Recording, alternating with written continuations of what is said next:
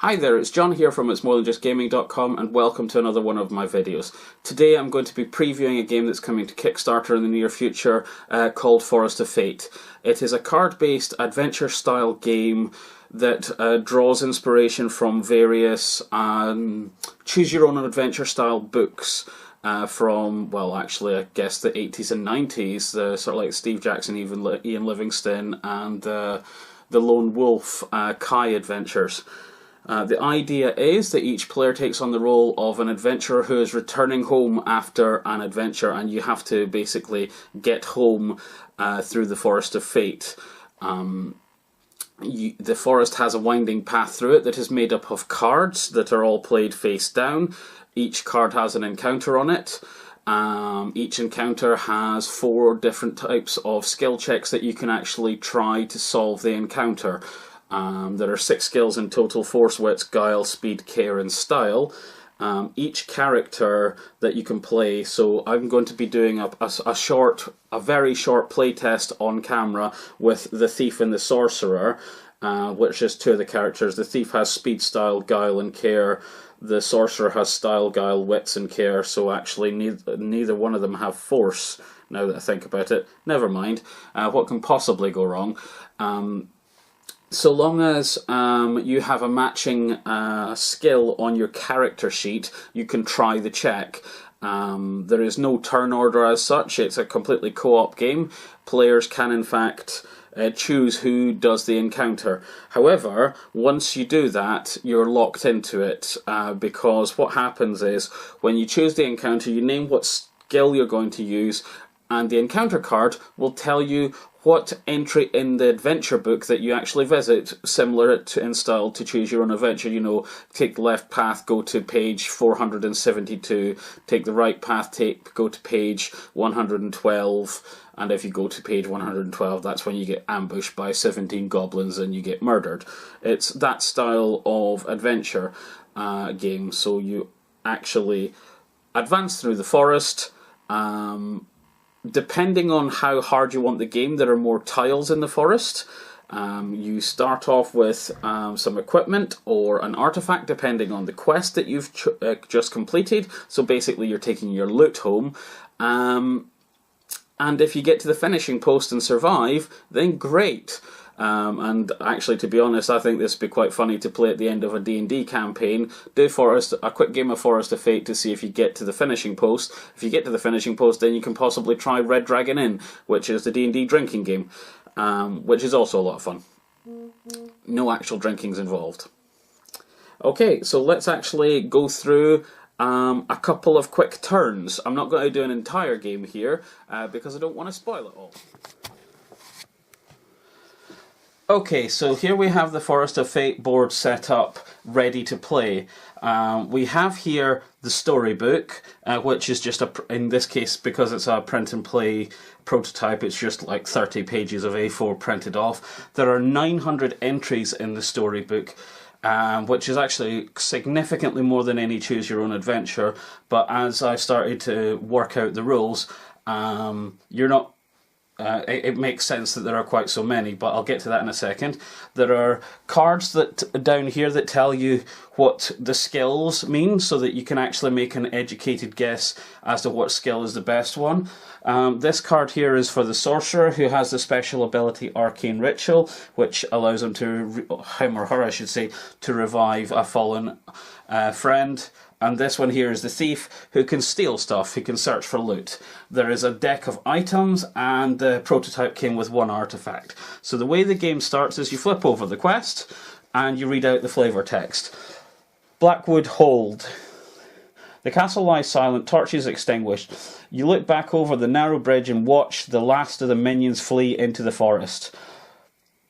Leaderless. You can feel the weight of the Dark Prince's mask in your pack, and on your mind. At least it's in safe hands for now. Gain the Champion's Mask artifact to start with. So you gain an artifact, and there's in the prototype only 1 artifact was supplied, but that's fine because the creator didn't want to actually spoil everything, which is fair enough. And you get the Champion's Mask. Become epic at any skill for a single encounter, including skills your character cannot normally use.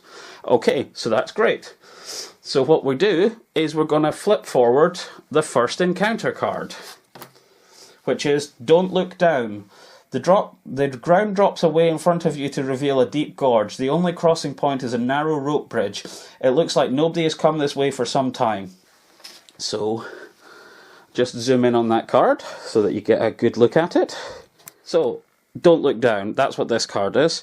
And then you look at, there are 4 sets of skill checks with reference numbers to the storybook on every side. You basically look at the side of that you came into it, that basically you look at the skill check that's closest to your point of entry. So these would be these 4 skill checks here, because we came in from this direction.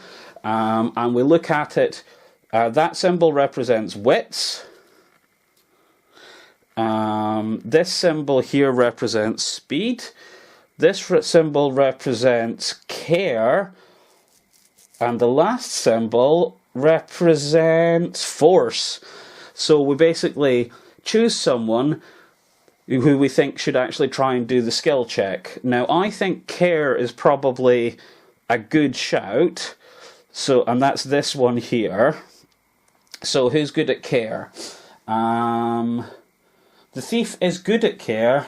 So is the sorcerer. So I'm going to say the thief's going to try doing this, and they're going to go on care. So care is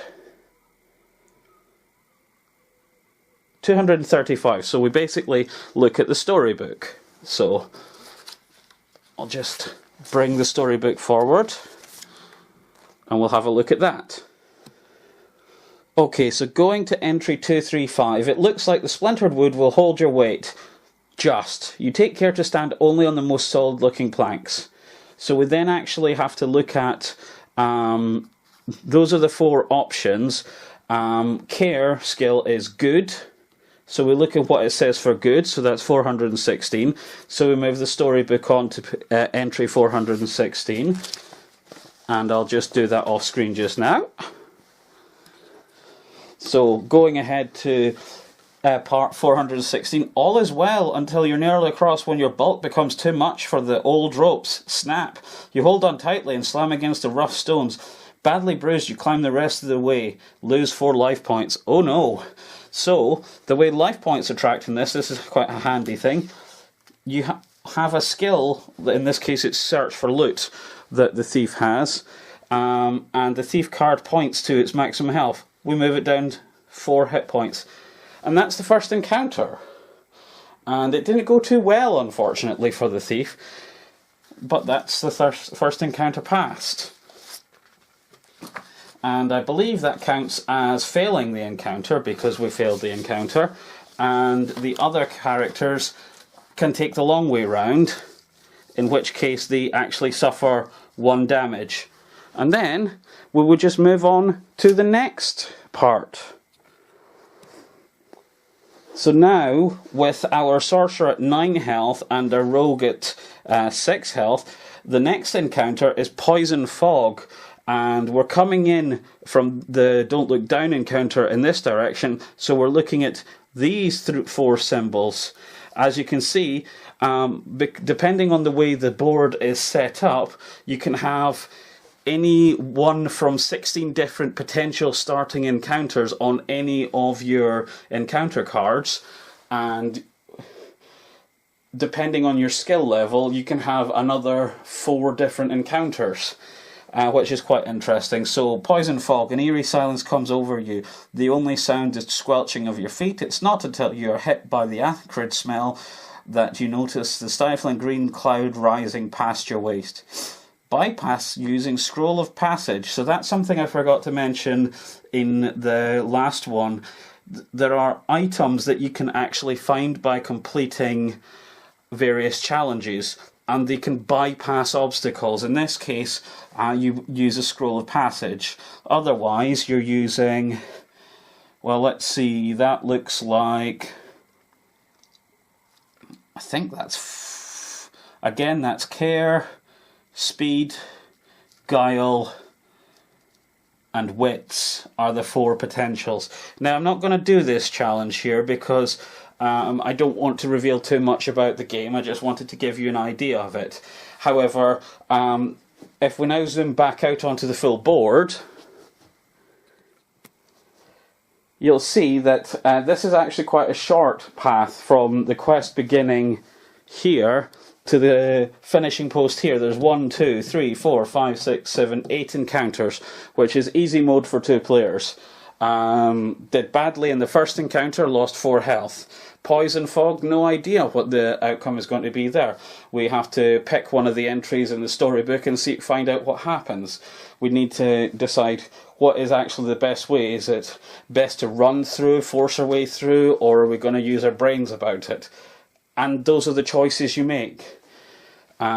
We could actually use the champion's mask at any point, but I would believe that expends the champion's mask, and items that you don't use by the end of the adventure are worth victory points.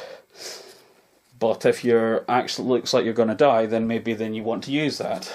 Other items that you can get. Oh, here's the scroll of passage.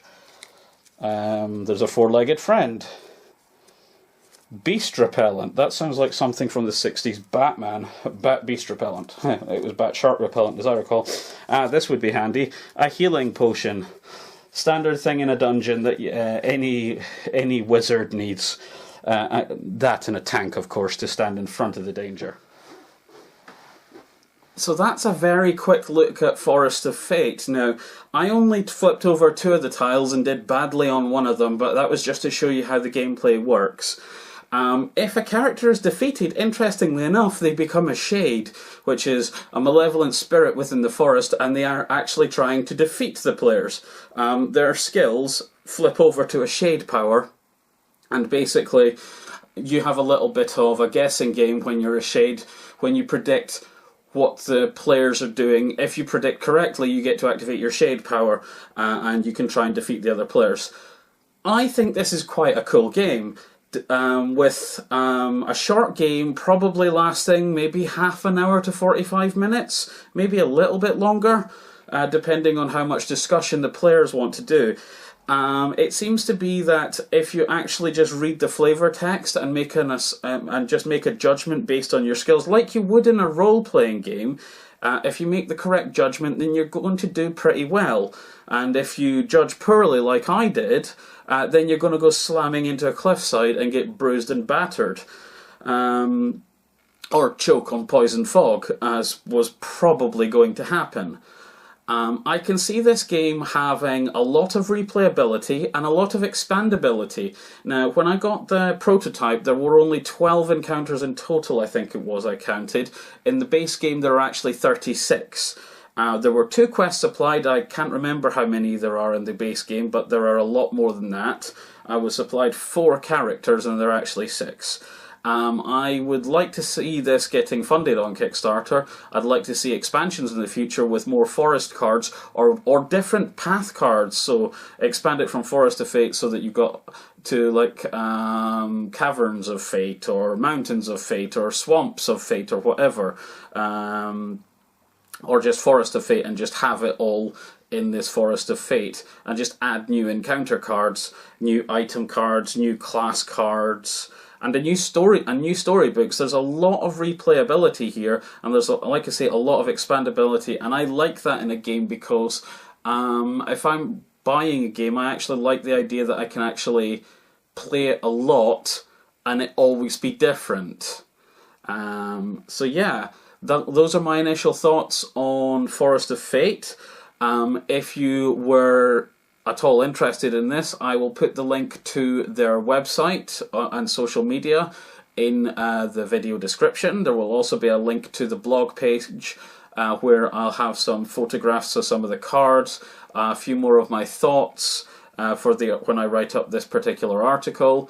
If you liked it, don't forget to like and subscribe the video and subscribe to the channel, and hopefully I'll see you next time. Bye for now.